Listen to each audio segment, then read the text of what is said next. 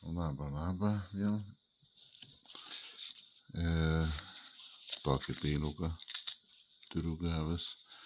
Nu, jis man viens iš gražiausių ir viens patogiausių rankoje. Labai fainas.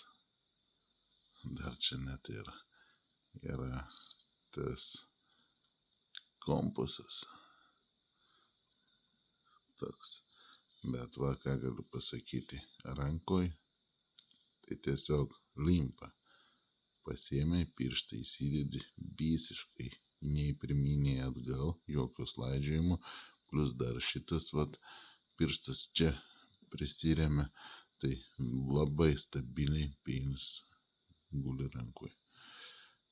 Dydis tai yra labai didelis peilis, išgyvenimo peilis ir gamintojas Skandar, firma, ir naudoja 420 plieną, tai nėra baisiai blogas, nėra super geras plienas, nerūdintis, kas gerai, galima pasigalasti ir patiem iš bėdos, nes jo garci tarp 56-58 kažkur, taip galvoju.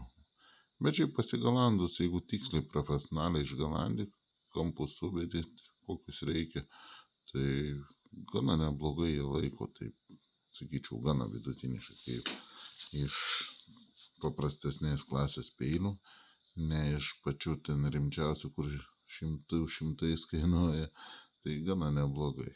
Beje, į kolekciją kažkur labai gražiai ant sienos, be galo gražiam.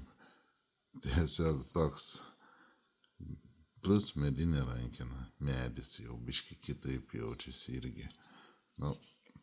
Visai toks, kai sakyčiau, vasarą ateime į gamtą, į žvejybą kažkur pasiėmė į dėklą, įsimetė į kuprinę ir reikia to ten nusikirsti pagalį, reikia laužiuką susikurti, kažkokį pasipjaustą, pasikapuoti. Tai drąsiai tokį peiliuką universalą gali pasimti ir eiti iš gyvenimo link. Dėkliukas paprastesnis, taip, bet peiliukas smagus, statykit, laimėkit, įsigykit ir iki.